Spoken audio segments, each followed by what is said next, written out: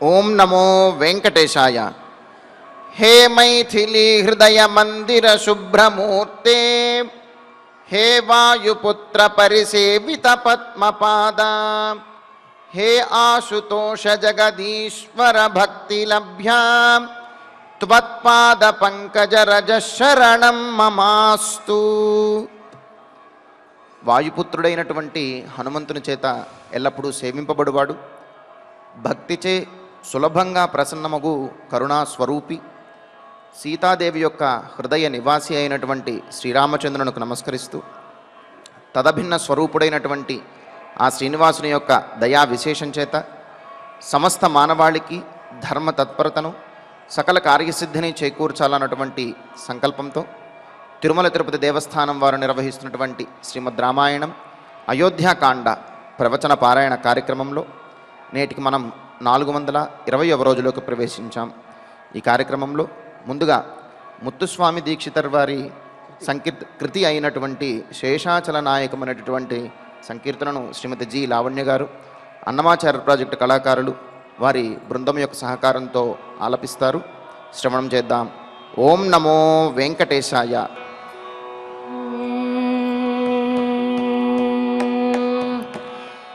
ఓం నమో వెంకటేశాయ.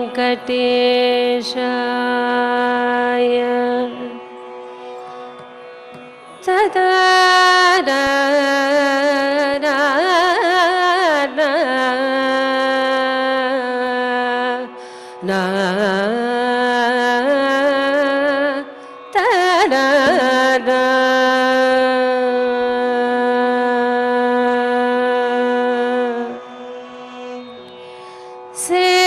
శేషాచల నాయకం భజామి.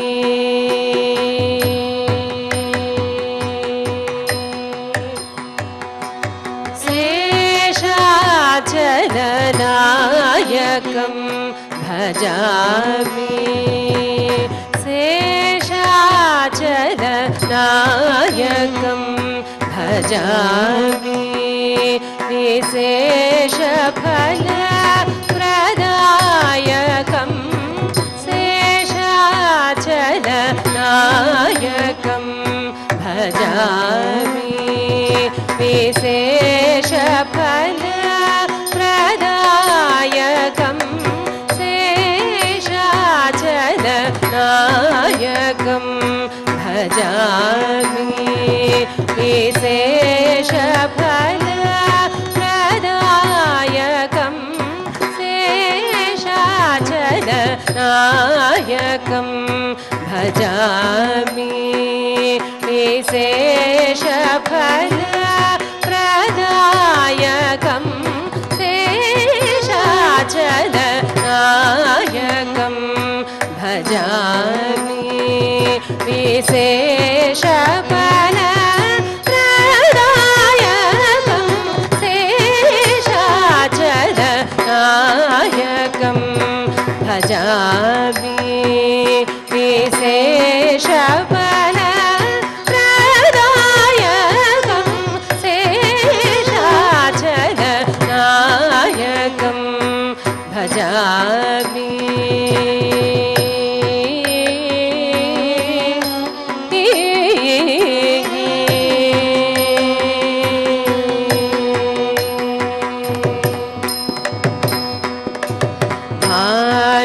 భాషారమణ ప్రకృత్య శేషామరనూత కౌస్తుభ. భాషారమణ ప్రకృత్య శేషామరనూత కౌస్తుభ. భాషారమణ ప్రకృత్య శేషామరనూత కౌస్తుభ. భూషాలంకృత బహుధర వేషాత్మక విగ్రహం. భాషారమణ ప్రకృత్య శేషామరనూత కౌస్తుభ. భూషాలంకృత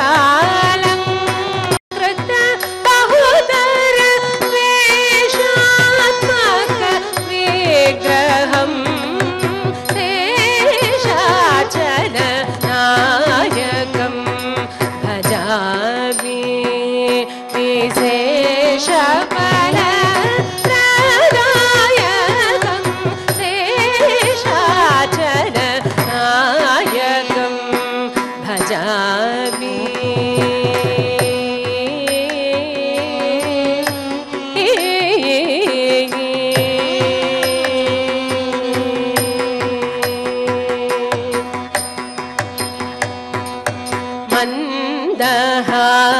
మందహాసవదనం స్వచ్ఛంద హృదయ సదనం మందహాసవదనం స్వచ్ఛంద హృదయ సదనం సుందరజిత మదనం ముకుందం మధుసూదనం సుందరజిత మదనం ముకుందం మధుసూదనం అరవింద పాత్ర నయనం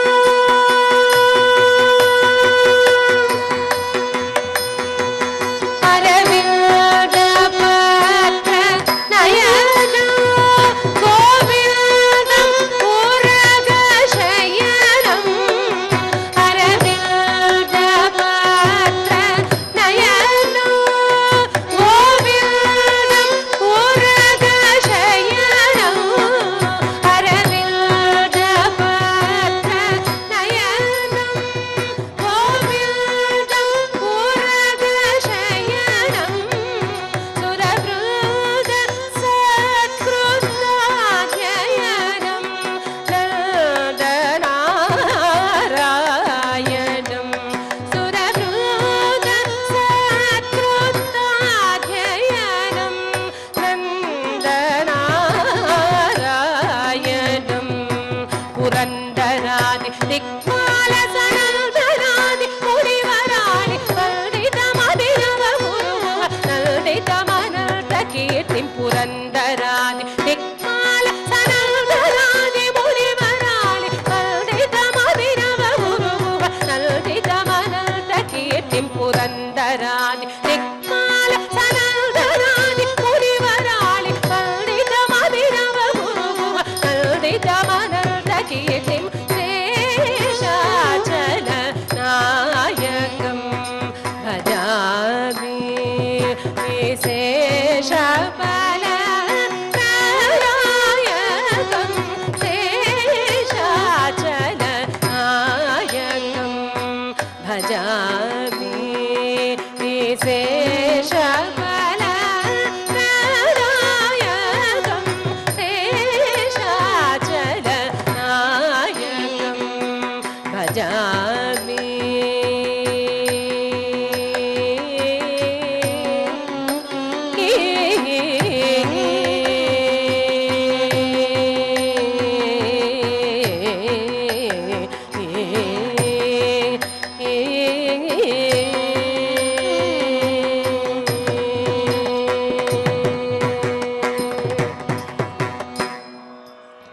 సంకీర్తనను ఎంతో చక్కగా శ్రవణం చేశాం.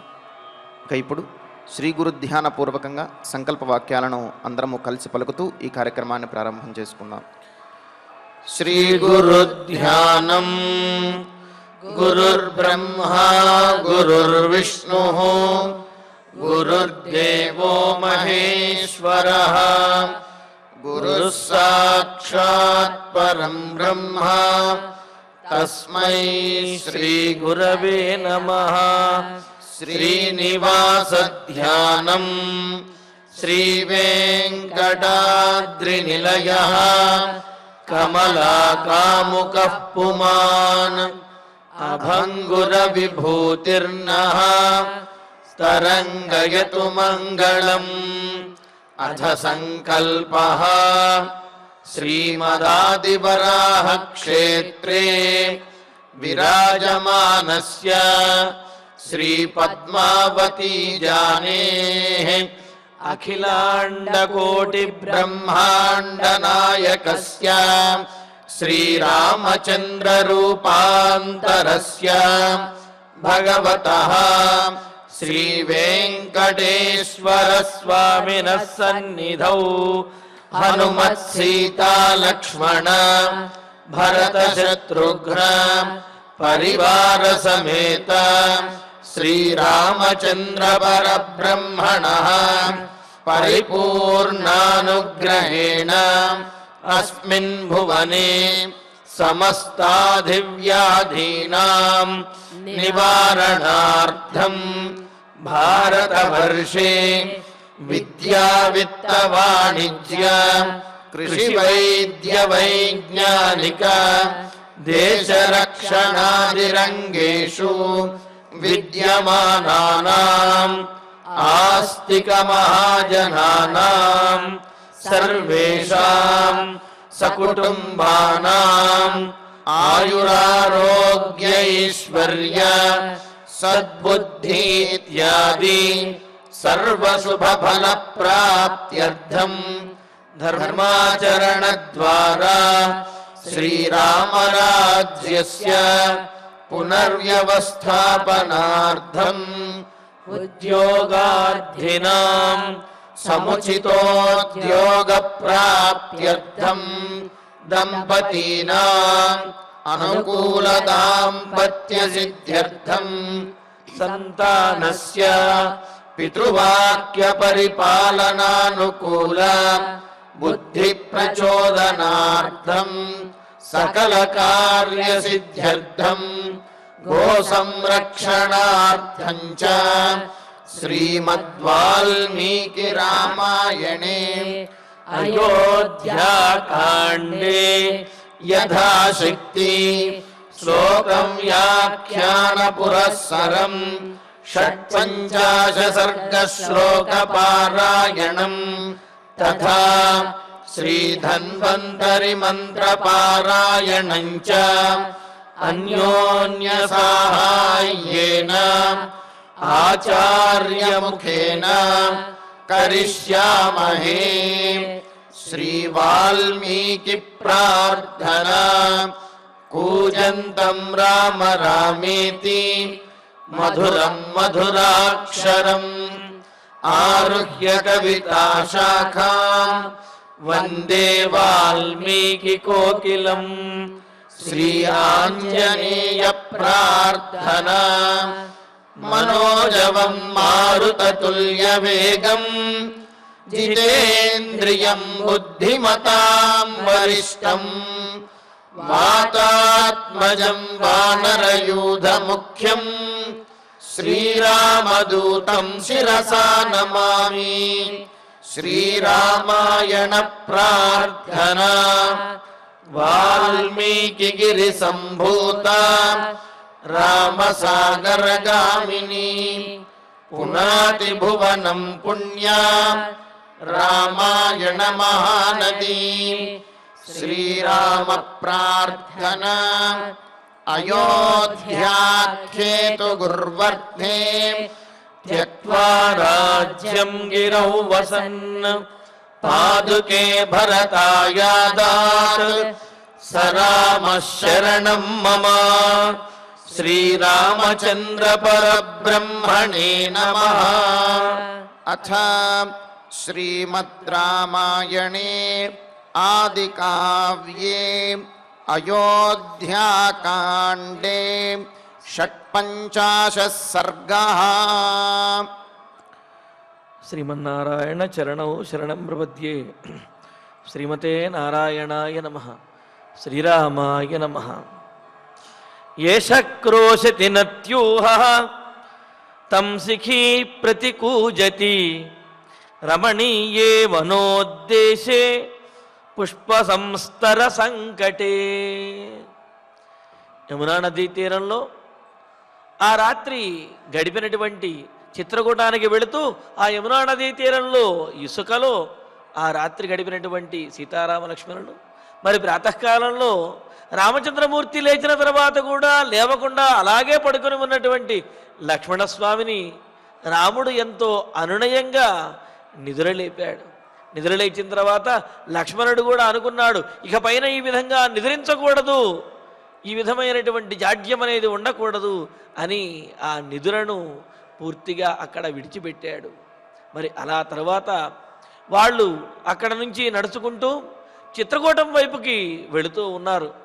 చిత్రకూట పర్వత ప్రాంతం, ఆ అటవీ ప్రాంతం సమీపించినది. మరి అది ఎంతో రమ్యంగా ఉన్నది, ఎంతోమంది మునులకు కొలువై ఉన్నది.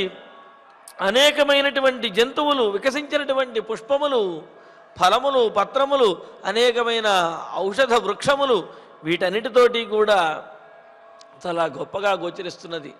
అక్కడ పుష్పములు ఎంత గొప్పగా ఉన్నాయి అంటే ఆ ఎర్రనైనటువంటి పుష్పములతోటి కొండ కాగడాలాగా వెలుగుతున్నట్లుగా కనిపిస్తున్నది అని చాలా రమ్యంగా వర్ణించాడు.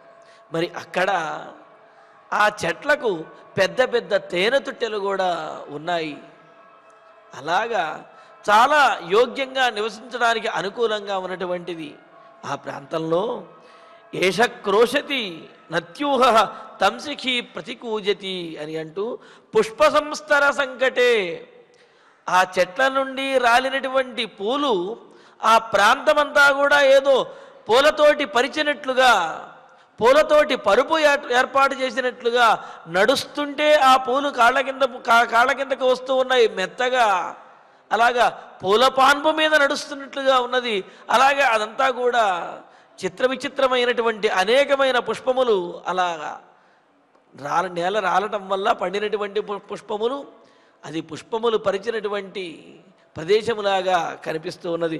మరి అక్కడ రమణీయే మనోద్దేశే, సూచన కొద్దీ ఇంకా కొత్తగా అనిపించేటటువంటి రమ్యమైనటువంటి ఆ వనంలో ఏష నత్యూహ, అదిగో ఆ పక్కనే నత్యూహ అంటే చాతక పక్షి అని, భరత పక్షి అని, వానకోయిల అని, ఈ విధంగా అనేకమైన అర్థములు ఉన్నాయి. అంటే చాలా మధురమైనటువంటి స్వరముతోటి కూచేటటువంటి శబ్దం చేసే ఒక పక్షి. మరి అటువంటి ఆ పక్షి కూస్తూ ఉంటే తం శిఖి అనుక్రోశతి, మరి ఆ భరత పక్షి, ఆ చాతక పక్షి వానకోయిల కూస్తూ ఉంటే దానిని ఆ పక్కన ఉన్నటువంటి మయూరములు అంటే నెమలి ఏదైతే ఉందో దానికి అనుగుణంగా కూస్తూ నృత్యం చేస్తూ ఉన్నదిట. అలాగా తంసిఖి అనుకూజతి ప్రతికూజతి, ఆ వానకోయిలకు ప్రతిగా అది చేసే ప్రతి శబ్దానికి ఈ నెమలి కూడా కూస్తూ ఉన్నది. మరి కోయిలల స్వరములు, నెమళ్ళ యొక్క నాట్యములు, స్వరములు, జింకలు మొదలైనటువంటివి, ఏనుగులు, ఇవన్నీ కూడా ఉండటం చాలా సానుకూలమైనటువంటి, జీవించడానికి యోగ్యమైనటువంటి ప్రదేశము, ఆహారము బాగా దొరికేటటువంటి ప్రదేశము, సాత్వికమైనటువంటి ప్రదేశము అనేది మనకు తెలుస్తున్నది అన్నమాట. మరి ఈ విధంగా అక్కడ ప్రకృతి సౌందర్యము, ప్రకృతిలో ఉన్నటువంటి ఈ జంతువులు, పక్షులన్నీ కూడా వాటి చేష్టలతోటి ఆనందపరుస్తూ ఉన్నాయి. ఇక్కడ కూజతి ప్రతికూజతి అని అన్నారు. అంటే ఇక్కడ ఉచ్చారణ అనూచ్చారణ రూపమైనటువంటి ఆచార్య శిష్య పరంపర అనేది ఇక్కడ తెలియజేస్తూ ఉన్నాడు. అంటే ఆచార్యులు ముందు చెబుతారు, ఆ తర్వాత శిష్యులు అంటూ ఉంటారు. మనం కూడా అఖండ పారాయణలు ఆ విధంగా చేస్తూ ఉంటాం కదా, శ్లోకములు చెబుతూ ఉంటే భక్తులందరూ కూడా పలుకుతూ ఉంటారు. అంటే ఒక మార్గాన్ని ఆచార్యులు సూచిస్తే ఆ మార్గాన్ని శిష్యులు అనుసరించడం అన్నమాట. ఆ సన్నివేశాన్ని ఇక్కడ మనకు గుర్తు చేస్తూ ఉన్నారు. మరి ఆ విధంగా ఆ పక్షులు ఒకటి కుయ్యటము, దానికి మరొకటి ప్రతికూతలు కూస్తూ ఉంటే వినడానికి చాలా సొంపుగా ఉన్నది. మాతంగయూధా సుశ్రుతం పక్షి సంఘానునాదితం చిత్రకూటమిమం పశ్య ప్రవృద్ధ శిఖరం గిరిం. ఇంకా ఆ చిత్రకూట పర్వతం అల్లంత దూరంలో సమీపించింది. మాతంగ యూధానుసృతం, ఏనుగుల గుంపుల చేత ఆవరించబడి ఉన్నది. ఇక్కడ చూడండి, అన్నింటినీ కూడా సాత్వికమైనటువంటి జంతువులనే చెబుతూ ఉన్నాడు. నెమళ్ళు కోయిలలు మొదలైనటువంటి పక్షులు కానీ, జింకలు అంటే సారంగములు, జింకలు మొదలైనటువంటి కృష్ణ జింకలు ఇవన్నీ కానీ, లేకపోతే ఈ కోతులు, కొండముచ్చులు మొదలైనటువంటివి, లేకపోతే ఇక్కడ మాతంగములు, గజములు, ఇవన్నీ కూడా సాత్వికంగా ఉండేటటువంటి జంతువులు, క్రూర జంతువులు ఏవి కూడా కాదు. అందుకనే అక్కడ ఆ ప్రదేశము కూడా మహర్షులతోటి కూడి ఉండటం వలన ఆ ప్రదేశంలో ఉన్న జంతువుల యొక్క మనస్సులు కూడా చాలా సాత్వికంగా ఉంటాయి. సాత్వికమైన జంతువులే అక్కడ ఉంటాయి అనేది దీని ద్వారా తెలుస్తుంది. అందుకనే మాతంగ యూధానుసృతం, మదించినటువంటి ఏనుగులు అక్కడ అలా తిరుగుతూ ఉన్నాయి. పక్షి సంఘానునాదితం, అనేకమైనటువంటి పక్షులు కూతలు కూస్తూ చాలా స్వేచ్ఛగా నిర్భయంగా అవి జీవిస్తూ ఉన్నాయి. అటువంటిదైన ప్రవృద్ధ శిఖరం, ఉన్నతములైనటువంటి శిఖరములు కలిగింది. అందుకని ఇంతకుముందు కూడా అనుకున్నాం, చిత్రకూటము అంటే చిత్రమైనటువంటి ఎత్తైనటువంటి, కూటము అంటే శిఖరములు కలిగినటువంటి పర్వతం కావున దానిని చిత్రకూటము అని అన్నారు. మరి అటువంటి ప్రవృద్ధ శిఖరం, ఉన్నతమైన శిఖరం కలిగిన ఇమం చిత్రకూటం గిరింపస్య, ఇదిగోనయ్యా చిత్రకూట పర్వతము, దీన్ని చూడు లక్ష్మణ అని చెప్తూ ఈ విధంగా రామచంద్రమూర్తి సీతాలక్ష్మణులకు ఆ చిత్రకూట పర్వతాన్ని చూపిస్తూ సమభూమి తలే రమ్యే ద్రుమైర్బహుభిరావృతే పుణ్యేరం శ్యామహే తాత చిత్రకూటస్య కాననే. తండ్రి లక్ష్మణ, చిత్రకూటస్య కాననే, ఈ చిత్రకూట పర్వత ప్రాంతంలో ఉన్నటువంటి ఈ అడవిలో బహుభిహి ద్రుమైహి ఆవృతే, అనేకమైనటువంటి వృక్షముల చేత ఆవరించబడి, అంటే వృక్షములు పెద్ద పెద్ద వృక్షములు ఎందుకు చెప్పారు అంటే, ఎన్ని ప్రకృతి వైపరీత్యములు వచ్చినప్పటికీ కూడా పడనటువంటి పెద్ద వృక్షములు ఏవైతే ఉన్నాయో అటువంటి వృక్షములతో కూడినటువంటిదని. ఎందుకంటే అడవిలో మనం కొన్ని చోట్ల చూస్తూ ఉంటాం, కొన్ని వృక్షములు ఎత్తుగా ఎదుగుతూ ఉంటాయి, కానీ వాటి వేళ్ళు మాత్రము ఇలా పక్కకి పాకుతూ ఉంటాయి తప్ప భూమిలోకి చొచ్చుకు వెళ్ళవు. అటువంటి వృక్షములు చిన్న చిన్న వర్షములు పడ్డా లేకపోతే గాలి వచ్చినా సరే అవి పడిపోతూ ఉంటాయి. కానీ పెద్ద పెద్ద వృక్షములు, మహావృక్షములు ఏవైతే ఉన్నాయో, అంటే వటవృక్షములు కానీ అశ్వత్థ వృక్షములు కానీ జువ్వి రావి మొదలైనటువంటివి, ఇవి ఎప్పుడూ కూడా అవి సాధారణమైనటువంటి ప్రకృతి వైపరీత్యాలకు పడిపోవన్నమాట. అందుకనే బహుభిహి ద్రుమైహి ఆవృతే, అనేకమైనటువంటి చెట్లతోటి ఆవరించబడినది. అలాగే చాలా నీడనిచ్చేటటువంటి, నీడగా ఉన్నటువంటి రమ్యే పుణ్యే సమభూమితలే, రమ్యమైన పుణ్యప్రదమైనటువంటి సమభూమితలే, సమానంగా భూమి ఎక్కడైతే ఉందో అంతే కదా, ఎత్తుపలాలుగా ఉన్న చోట నివసించలేం మనం. ఎక్కడ నివసించగలుగుతాం? ఎక్కడైతే భూమి సమాంతరంగా ఉంటుందో అక్కడ నివసించగలుగుతాం. పర్వతం మీద అయినా సరే భూమి సమాంతరంగా ఉన్న చోట మాత్రమే నివసించగలుగుతాము. పల్లంగా ఉన్నటువంటి చోట, ఎత్తుపల్లాలుగా ఉన్న చోట నివసించలేం కదా.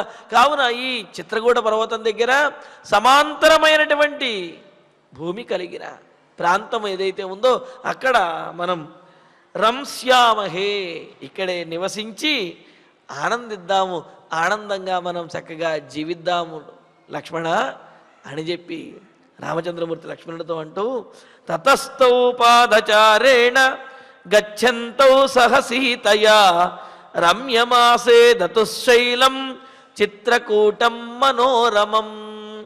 ఈ విధంగా ఆ చిత్రకూట పర్వతాన్ని చూసుకుంటూ, ఆ చిత్రకూట పర్వతం యొక్క అడవిలో నడుచుకుంటూ అక్కడ ఉన్న విశేషాలన్నిటినీ కూడా ఆస్వాదిస్తూ చాలా ఆనందంగా, ఇది ఉండటానికి చాలా యోగ్యమైనటువంటి ప్రదేశము, కావున మనం ఇక్కడే ఉందాము లక్ష్మణ అని చెబుతూ రాముడు, ఆ సీతారామ లక్ష్మణులు మునుముందుకు చిత్రకూటం వైపుకి సాగుతూ ఉంటే, తతః సీతయా సహ పాదచారేణ గచ్చంతౌ, ఈ విధంగా సీతాదేవితో కలిసి నడుచుకుంటూ వెళుతున్నటువంటి ఆ రామలక్ష్మణులు రమ్యం మనోరమం చిత్రకూటం శైలం ఆసేదతు, చాలా రమ్యమైనటువంటిది.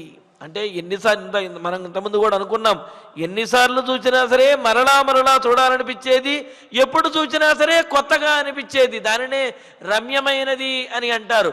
అటువంటి రమ్యమైనటువంటిది, మనస్సును దోచుకునేది, అలాగే చాలా యోగ్యంగా అనుకూలంగా ఉండే చిత్రకూటం శైలం ఆసేదతు, చిత్రకూటం అనే పర్వతానికి, చిత్రకూట పర్వతం దగ్గరికి చేరుకున్నారు సీతారామ లక్ష్మణుడు. తంతు పర్వతమాసాద్య నానా పక్షిగణాయుతం బహుమూల ఫలం రమ్యం సంపన్నం సరసోదకం. నానా పక్షిగణాయుతం, అక్కడ ఉన్న పక్షుల యొక్క గుంపులు అన్ని రకాలుగా ఉన్నాయి. అందుకని ఇన్నిసార్లు చెబుతూ ఉన్నాడు.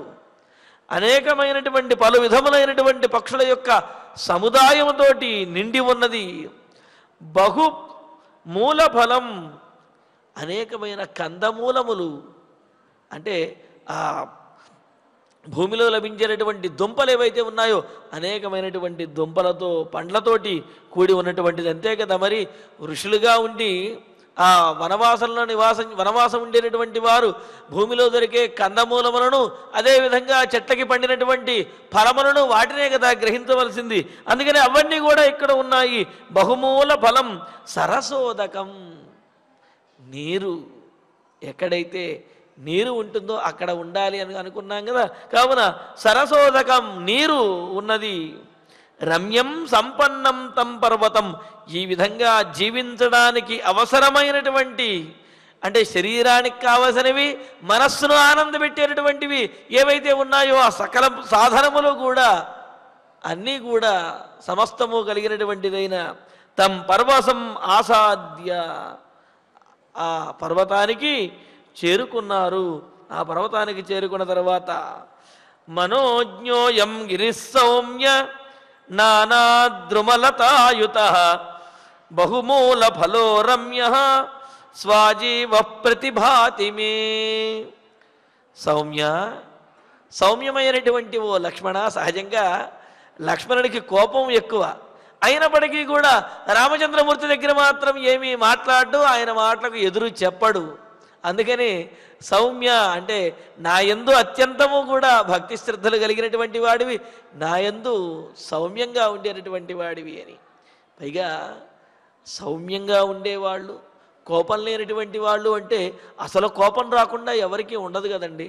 ఇంద్రియములను జయించిన వాడు అంటే ఇంద్రియములను అదుపులో ఉంచుకున్నటువంటి వాడు అని అర్థం, కానీ ఇంద్రియములు పనిచేయనటువంటి వాడు అని అర్థం కాదు.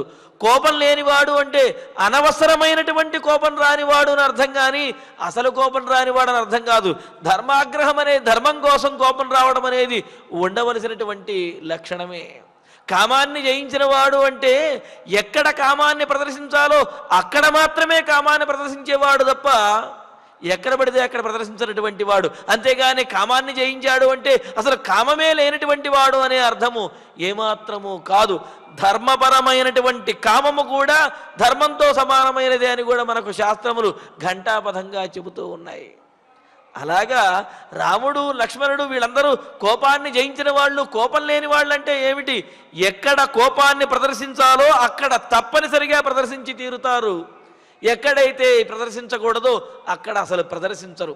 పైగా కోపం అదుపులో ఉండేటటువంటి వారికి, అలాగే ఎప్పుడూ కోపము రానటువంటి వారికి ధర్మాన్ని ఆచరించేటప్పుడు కానీ శత్రువుల మీద కానీ వచ్చేటటువంటి కోపము అది చాలా ప్రమాదకరంగాను చాలా తీవ్రంగా ఉంటుంది. అందుకనే మనకు మహాభారతంలో కూడా చెబుతారు, అలుగుటయే ఎరుంగని మహామహితాత్ముల జాతశత్రువే అలిగిన నాడు సాగరములన్నీ ఏకము కాకపోవు అని చెప్పి శ్రీకృష్ణ పరమాత్మ చెబుతాడు.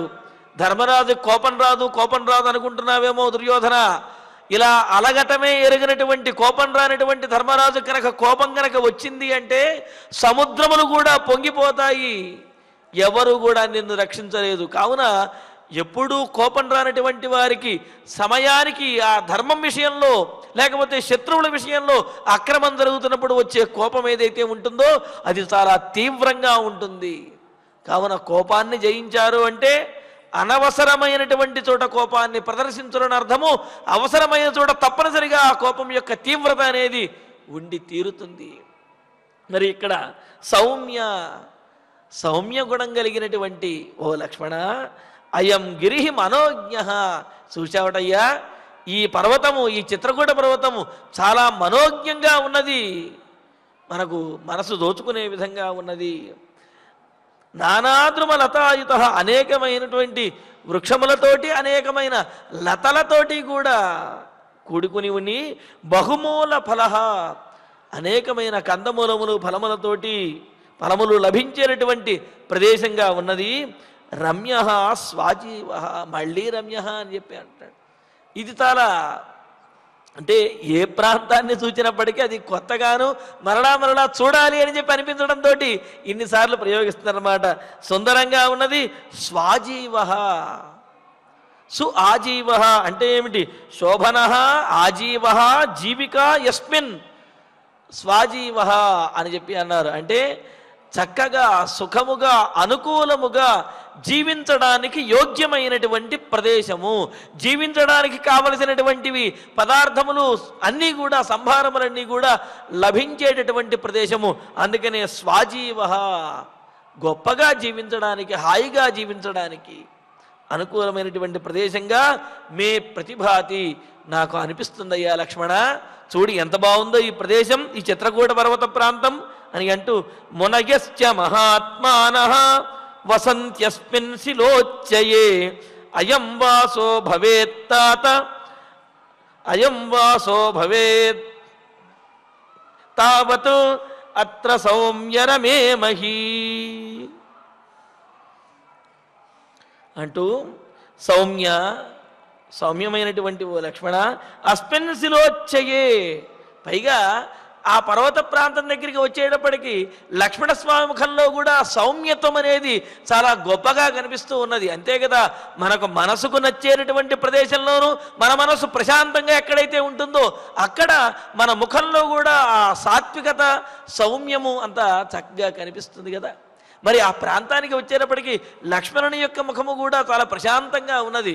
సహజంగా అయితే అన్నగారికి వచ్చినటువంటి ఈ కష్టమును, ఆ అరణ్యవాసమును తలుచుకుని లక్ష్మణస్వామి కూడా ఒకంత బయటికి మామూలుగా మాట్లాడిన మనస్సులో బాధపడుతూ ఆ ముఖ కవళికలలో ఆ బాధ తెలుస్తూ ఉండేది. కానీ ఈ చిత్రకూట పర్వత ప్రాంతానికి వచ్చేటప్పటికి లక్ష్మణుని యొక్క ముఖం కూడా చాలా సౌమ్యంగా, సాత్వికంగా కనిపిస్తూ ఉన్నది.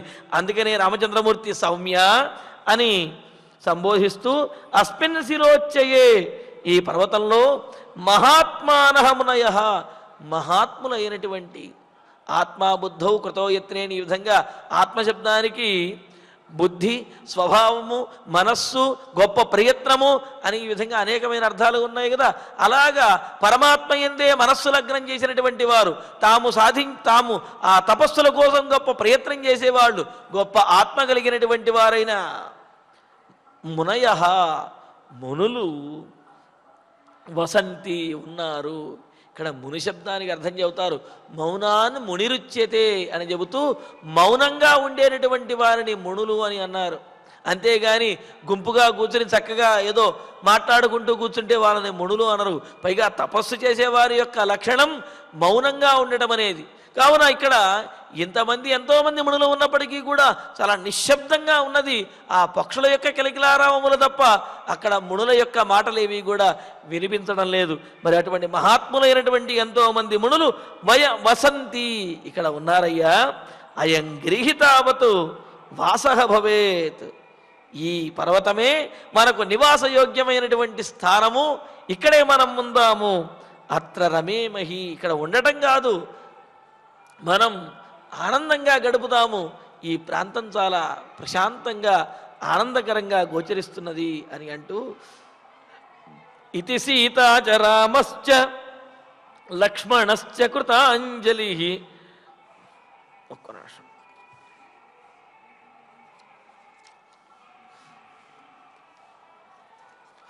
ఇతి సీతాచ రామశ్చ లక్ష్మణశ్చ కృతాంజలి అభిగమ్యాశ్రమం సర్వే వాల్మీకిమభివాదయన్.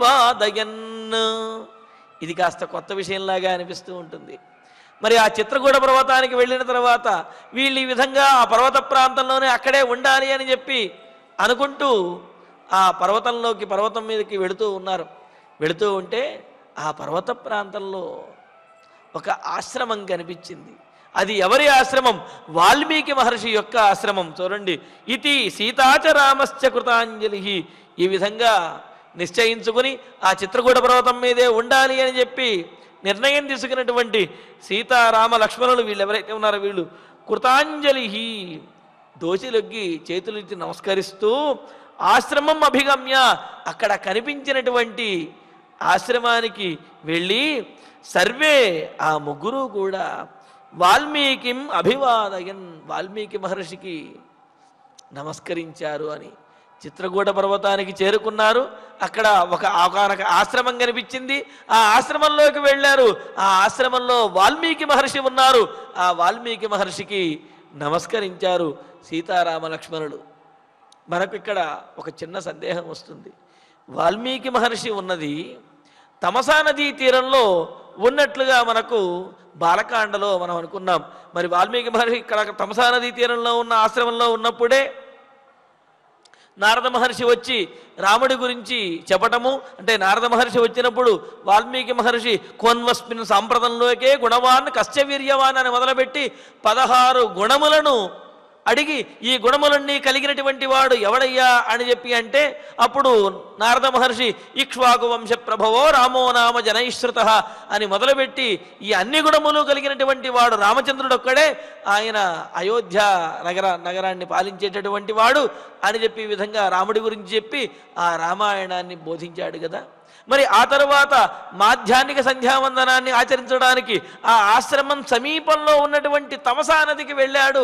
ఆ తమసా నది వద్ద క్రౌంచ పక్షులలో ఒక పక్షిని ఒక బోయవాడు కొట్టినప్పుడు అలాగా ప్రాణవియోగంతో ప్రాణాపాయ పరిస్థితుల్లో విలవిలలాడుతున్నటువంటి ఆ పక్షిని చూచి బాధపడుతున్నటువంటి ఆ ఆడపక్షిని చూచి వాల్మీకి మహర్షి యొక్క మనస్సు ద్రవించి మానిషాద ప్రతిష్టాంత్వ మగవ శాశ్వతీ సమాహ యత్క్రౌంచ మిథునాదేగం అవధి కామమోహితం అని అంటూ ఆ బోయవాడిని శపిస్తూ ఆ బోయవాడిని నిందిస్తూ చెప్పినటువంటి మాటలు ఏవైతే ఉన్నాయో అవే సంస్కృత వాంగ్మయంలో మొట్టమొదటి ఛందోబద్ధమైనటువంటి కావ్యము, ఛందోబద్ధమైనటువంటి శ్లోకము. రామాయణానికి బీజము అక్కడే పడింది అని చెప్పి అనుకున్నాం. ఆ తర్వాత బ్రహ్మగారు వచ్చి నాయనా నువ్వు అప్రయత్నంగానే నీకు సరస్వతి అనుగ్రహంతో ఈ విధంగా ఛందోబద్ధంగా శ్లోకాన్ని నువ్వు చెప్పగలిగావు, నీవు ప్రయత్నం చేసినట్లయితే కనుక రామాయణం మొత్తాన్ని కూడా రాయగలుగుతావు అని చెప్పి కరబదర సమానం ప్రేక్ష దృష్ట్యా ప్రతీచ్య అని చెప్పినట్లుగా బ్రహ్మగారి యొక్క అనుగ్రహంతో కరతలామలకంగా రాముని చరిత్ర మొత్తాన్ని, జరిగినటువంటి చరిత్ర మొత్తాన్ని కూడా చూచి ఆయన ఏది సంకల్పించుకుంటే అదంతా కూడా ఆయనకంత దివ్యదృష్టితోటి కనిపిస్తూ ఉంటుంది. అలా చూచి రామాయణాన్ని వ్రాశారు అని బాలకాండలో చెప్పుకున్నాం కదా. అంటే వాల్మీకి మహర్షి తమసా నదీ తీరంలో ఉన్నటువంటి ఆశ్రమంలో ఉండేవారు అనేది మనకు తెలిసింది. మరి ఇక్కడ చిత్రకూట పర్వత ప్రాంతంలో ఉన్న ఆశ్రమంలో వాల్మీకి మహర్షి ఉన్నారు అని చెప్పి ఎలా చెబుతారు అని సందేహం కలగవచ్చు. అయితే విశేషం ఏమిటి అంటే మొదట వాల్మీకి మహర్షి చిత్రకూట పర్వత ప్రాంతంలోనే ఉన్నారు. ఎప్పుడైతే రామచంద్రమూర్తి అక్కడికి వచ్చి చేరిన తర్వాత ఆ తర్వాత కొంతకాలానికి భరతుడు వచ్చి రామచంద్రమూర్తి పాదుకలను తీసుకుని మరలా వెళ్తాడు కదా. అలా భరతుడు వచ్చి పాదుకలు తీసుకు వెళ్ళిన తర్వాత రాముడు కూడా ఆ చిత్రకూట పర్వతాన్ని విడిచిపెట్టేసి దండకారణ్యంలోకి వెళ్ళిపోతాడు. అప్పుడు ఆ చిత్రకూట పర్వత ప్రాంతంలో ఉన్న మునులందరూ కూడా ఆ చిత్రకూటాన్ని విడిచి వెళ్ళిపోతారు. మరి ఆ మునులందరితో పాటు వాల్మీకి మహర్షి కూడా చిత్రకూటాన్ని విడిచి తమసా నదీ తీరానికి వచ్చి అక్కడ ఆశ్రమాన్ని నిర్మించుకుని అక్కడ ఉన్నారు. ఎప్పటి వరకు ఉన్నారు? సీతాదేవి అవతారాన్ని చాలించే వరకు కూడా వాల్మీకి మహర్షి ఆ తమసా నదీ తీరంలో ఉన్నటువంటి ఆశ్రమంలోనే ఉన్నారు అనేది మనకు రామాయణం ద్వారా తెలుస్తున్నది. అయితే రాముడు వనవాసానికి బయలుదేరినప్పుడు మాత్రం వాల్మీకి మహర్షి చిత్రకూట పర్వత ప్రాంతంలోనే ఉన్నారు అనేది మనకు తెలుస్తున్నది అన్నమాట. ఈ విధంగా ఆ చిత్రకూట పర్వతానికి చేరుకుని అక్కడ ఉన్నటువంటి ఆశ్రమంలోకి చేతులొగ్గి అంటే నమస్కరిస్తూ వెళ్ళారట. ఎందుకు అంటే వినీత వేష ప్రవేష్టవ్యాని తపోవనాన్ని నామ, తపోవనములలోకి పెద్దల వద్దకు వెళుతున్నప్పుడు మనం వినీతమైనటువంటి వేషంతో వినీతమైనటువంటి ఆహార్యంతో వెళ్ళాలి. అంతే కదా. మనం ఆ స్వామివారిని దర్శించుకోవడానికి వెళుతున్నప్పుడు ఆ ద్వారం దగ్గర నుండే చేతులు జోడించి నమస్కరిస్తూ వెళతాం. ఎందుకు అంటే ఆ లోపల ఉన్నటువంటి స్వామి మీద ఉన్నటువంటి భక్తి అంత గొప్పగా ఉంటుంది. అలాగే తపస్సంపన్నులైనటువంటి మహాత్ములైనటువంటి వారి దగ్గరికి వెళుతున్నప్పుడు వినయంతో వెళ్ళాలి. అంతేగాని నేను రాజుని, పరాక్రమం కలిగిన వాడిని, నా దగ్గర అంత ధనం ఉన్నది అంటే ఇవేవి కూడా వాళ్ళకి అవసరం లేదు. అంతే కదా. ఎదుటివాడికి ఏదైతే అవసరం ఉన్నదో అది మన దగ్గర ఉన్నప్పుడు మన అవసరం ఎదుటివాడికి ఉంటుంది. మన దగ్గర ఉన్నటువంటిది ఎదుటివాడికి అవసరం లేనప్పుడు అటువంటి దాన్ని మనం పెట్టుకుని మనం ఏదో గొప్పవారము అని అనుకుంటే అది పొరపాటు కదా. మరి తపస్సు చేసుకునేటువంటి వారికి వీరి దగ్గర ఉన్నటువంటి పరాక్రమం కానీ లేకపోతే కిరీటాలు కానీ సంపదలు కానీ ఇవేమైనా అవసరమా? వారికి ఇవేమీ అవసరం లేదు. కావున ఇవన్నీ ఉన్నాయి అని చెప్పి గర్వంతో ఉంటే అది ధిక్కారం అవుతుంది, ఆగ్రహానికి పాత్రులవుతారు. కావున అక్కడ తపోవనంలోకి వెళుతున్నటువంటి సీతారామ లక్ష్మణులు చేతులు జోడించినటువంటి వారే కృతాంజలి నమస్కరిస్తూ వాళ్ళు ఆ తపోవనంలోకి ప్రవేశించి వాల్మీకి మహర్షిని చూచి వాల్మీకి మహర్షికి ఆ రామలక్ష్మణులు అభివాదయన్ చక్కగా తమ నామగోత్రములను చెప్పుకుంటూ వాళ్ళు నమస్కరించారు. తాన్మహర్షి ప్రముదిత పూజయామాస ధర్మవితు ఆస్యతామితి చోవాచ స్వాగతంతు నివేద్యచ. ఇలా తన ఆశ్రమానికి వచ్చినటువంటి రామలక్ష్మణులను సీతాదేవిని చూచేటప్పటికీ వాల్మీకి మహర్షికి కూడా ఎంతో ఆనందం కలిగింది. ఆ ఆనందంతో ధర్మవితు, ధర్మం తెలిసినటువంటి వాడైన, అతిథి సత్కారం తెలిసినటువంటి వాడైన మహర్షి, ఆ వాల్మీకి మహర్షి ప్రముదిత, బాగా మిక్కిలి సంతోషించినటువంటి వాడై. ఎందుకంటే మహానుభావాహి నితాంతమర్ధిన, మహానుభావులు ఎదురు చూస్తూ ఉంటారట తమ ఇంటికి మహాత్ములు ఎప్పుడు వస్తారా, ఎప్పుడు తమ ఆతిథ్యాన్ని స్వీకరిస్తారా అని మహానుభావులు ఎల్లప్పుడూ కూడా ఎదురు చూస్తూ ఉంటారట. మరి అటువంటి మహానుభావుడు వాల్మీకి మహర్షి తన ఆశ్రమానికి రామలక్ష్మణులు సీతాదేవి వచ్చేటప్పటికి ఎంతో ఆనందంతో సంతోషించిన వాడై తాన్ పూజయామాస, వారిని అతిథి సత్కారముల చేత పూజిస్తూ ఉన్నాడు. స్వాగతంతు నివేద్య, వారికి స్వాగత వచనములు చెప్పి ఆస్యతామితి చోవాచ, వారికి సముచితమైనటువంటి ఆసనాన్ని కల్పించి అయ్యా కూర్చోండి అని రామలక్ష్మణులకి సీతాదేవికి చెప్పాడు. తతో బ్రవీన్ మహాబాహు లక్ష్మణం లక్ష్మణాగ్రజ సన్నివేద్య యథా న్యాయం ఆత్మానమృషయే ప్రభు. చూడండి, ఎక్కడికైనా వెళ్ళినప్పుడు మీరెవరు అని అడగటం కంటే కూడా మనమెవరో ముందు చెప్పటం అనేది సంప్రదాయం, అదే గౌరవం. అందుకనే ఇక్కడ తతః, ఆ తరువాత మహాబాహు, గొప్ప బాహుబల పరాక్రమం కలిగినటువంటి వాడైన, భుజబలం కలిగిన ప్రభువు, సమర్థుడైనటువంటి వాడు. ప్రభవతి సమర్థో భవతీతి ప్రభు, అంటే కార్యాన్ని సాధించడంలో సమర్థుడైనటువంటి వాడిని ప్రభువు అని అంటారు. అంతేగాని ఎవరిని పడితే వారిని ప్రభువు అని అనకూడదు. మహాప్రభు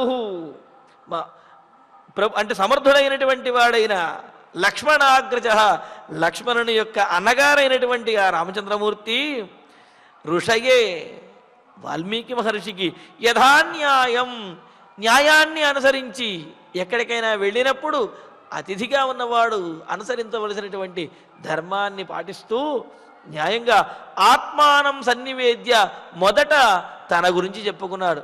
అయ్యా, నన్ను రాముడు అని అంటారు, పైగా నా పేరు రాముడండి అని చెప్పి అనకూడదు, నన్ను రాముడు అని పిలుస్తారు అని చెప్పాలంటే ఆత్మనామ గురోర్నామ నామాతి కృపణస్యచ శ్రేయస్కామో నగృహ్ణీయా జ్యేష్ఠాపత్య కళత్రయోహో అని చెబుతూ ఆత్మనామ, తన పేరు కానీ, గురువుగారి పేరు కానీ, లేకపోతే దుష్టుడైనటువంటి వాడి పేరు కానీ, భార్య పేరు కానీ, అలాగే పెద్ద కొడుకు పేరు కానీ, ఈ పేర్లని సాక్షాత్తుగా ప్రత్యేకంగా ఉచ్చరించకూడదు అని చెప్పి అన్నారు.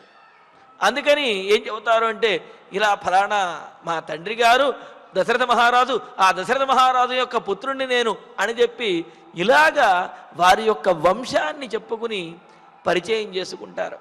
వాళ్ళు అడిగినప్పుడు, వారి పేరు అడిగినప్పుడు ఈ విధంగా అంటారండి, రాముడు అని పిలుస్తారు అని వాళ్ళు అడిగినప్పుడు ఈ విధంగా చెబుతారన్నమాట. అలాగా యథాన్యాయం ఆత్మానం సన్నివేద్య, దశరథ కుమారుడునే అని చెప్పి, అలాగే ఈ ఇతరు నా యొక్క సోదరుడైనటువంటి లక్ష్మణుడు అని, మరి ఈమె సీతాదేవి భార్య అని చెప్పి ఈ విధంగా అందరినీ కూడా తనను తాను పరిచయం చేసుకుని తనతో ఉన్నటువంటి వారిని కూడా పరిచయం చేశాడు రామచంద్రమూర్తి. లక్ష్మణం అబ్రవీత్, ఈ విధంగా వాల్మీకి మహర్షికి నమస్కరించి ఆయనకు పరిచయంగా అందరి గురించి తమ గురించి మొదట తాము చెప్పి ఆ తర్వాత లక్ష్మణునితోటి రామచంద్రమూర్తి అంటున్నాడు. మరి లక్ష్మణుడితో రాముడు ఏమని అన్నాడు, అక్కడ ఏ విధంగా నివాసాన్ని ఏర్పాటు చేసుకున్నారు, నివాసం ఏర్పాటు చేసుకున్న తర్వాత ఏ విధంగా ప్రవేశించారు అనే విశేషాలను తరువాతి ప్రవచనంలో తెలుసుకుందాము. ఇక ఇప్పుడు ఆచార్యుల వారి ద్వారా శ్లోకాలను పారాయణ చేసుకుందాము. ఏష క్రోశతి ఏష క్రోశతి నత్యూహః నత్యూహః తం శిఖీ ప్రతికూజతి రమణీయే వనోద్దేశే పుష్ప సంస్తర సంకటే పుష్ప సంస్తర సంకటే మాతంగ యూథానుసృతం మాతంగయూథానుసృతం పక్షి సంఘాను నాదితం పక్షి సంఘాను నాదితం చిత్రకూటం ఇమం పశ్య ప్రవృద్ధ శిఖరం గిరిం సమభూమితలే రమ్యే ద్రుమైః బహుభిరావృతే పుణ్యే రంస్యామహే తాత చిత్రకూటస్య కాననే తతస్థౌ పాదచారేణ గచ్చంతౌ సహ సీతయా రమ్యం ఆసేదతు శైలం చిత్రకూటం మనోరమం తంతు పర్వతమాసాద్య నానాపక్షీ గణాయుతం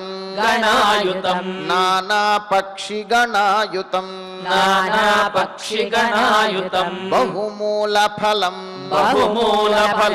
రమ్యం సంపన్నం సరసోదకం మనోజ్ఞోయం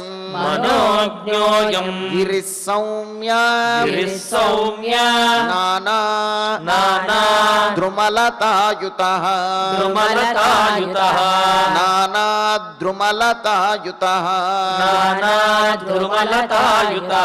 బహుమూలఫలః రమ్యః వాజీవః ప్రతిభాతి మే మునయశ్చ మహాత్మానః వసంత్యస్మిన్ శిలోచ్చయే అయం వాసః భవేత్ తావత్ అత్ర సౌమ్య రమేమహి ఇది సీతా చ రామశ్చ లక్ష్మణశ్చ కృతాంజలిః అభిగమ్య ఆశ్రమం సర్వే వాల్మీకిం అభివాదయన్ తాన్ మహర్షిః ప్రముదితః పూజయామాస ధర్మవిత్ అసత్యామితి ఆస్యతాం ఇతి చోవాచ స్వాగతంతు నివేద్య చ నివేద్య చ తతో బ్రవీత్ మహాబాహుః లక్ష్మణం లక్ష్మణాగ్రజః సన్నివేద్య యథా న్యాయం ఆత్మానం ఋషయే ప్రభుః ఇత్యార్షే శ్రీమద్ రామాయణే ఆదికావ్యే అయోధ్యాకాండే షట్పంచాశే సర్గే దశ శ్లోకాః ఫలశ్రుతి నుండి మంగళాంతం వరకు అందరము కలిసి పఠిద్దాం. ఫలశ్రుతి ఆయుష్యమారోగ్యకరం యశస్యం సౌభ్రాతృకం బుద్ధికరం సుఖం చ శ్రోతవ్యమేతన్నియమేన సద్భిః ఆఖ్యానమోజస్కరమృద్ధికామైః శ్రీరామచంద్ర పరబ్రహ్మణే నమః. అథ ధన్వంతరి ధ్యానం అచ్యుతానంత గోవింద విష్ణో నారాయణామృత రోగాన్మే నాశయాశేషాన్ ఆశు ధన్వంతరే హరే. ఆరోగ్యం దీర్ఘమాయుష్యం బలం తేజోధియం శ్రియం స్వభక్తేభ్యో ను గృహంతం వందే ధన్వంతరిం హరిం. ధన్వంతరేరిమం శ్లోకం భక్త్యా నిత్యం పఠంతి యే అనారోగ్యం న తేషాం స్యాత్ సుఖం జీవంతి తే చిరం. ఓం నమో భగవతే వాసుదేవాయ. ధన్వంతరయే అమృతకలశహస్తాయ వజ్రజలౌకహస్తాయ సర్వామయ వినాశనాయ త్రైలోక్యనాథాయ మహావిష్ణవే స్వాహా. ఓం వాసుదేవాయ విద్మహే సుధాహస్తాయ ధీమహి తన్నో ధన్వంతరిః ప్రచోదయాత్.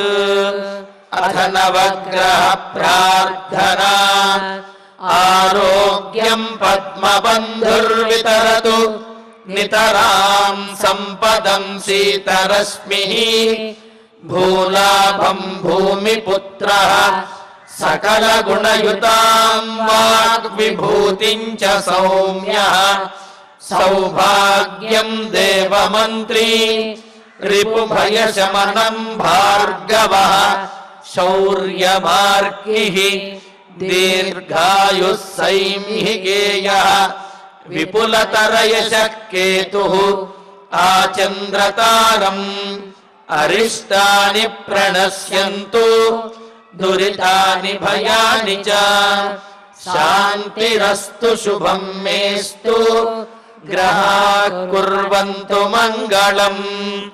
అథ క్షమా ప్రార్థనా యదక్షరపదభ్రష్టం మాత్రాహీనం చ యద్భవేత్ తత్సర్వం క్షమ్యతాం దేవా నారాయణ నమోస్తుతే.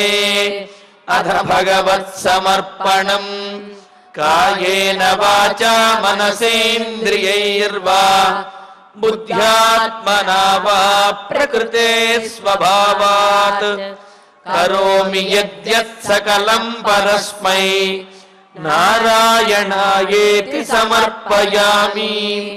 అథ మంగళం శ్రియః కాంతాయ కళ్యాణ నిధయేర్థినాం శ్రీవేంకటనివాసాయ శ్రీనివాసాయ మంగళం.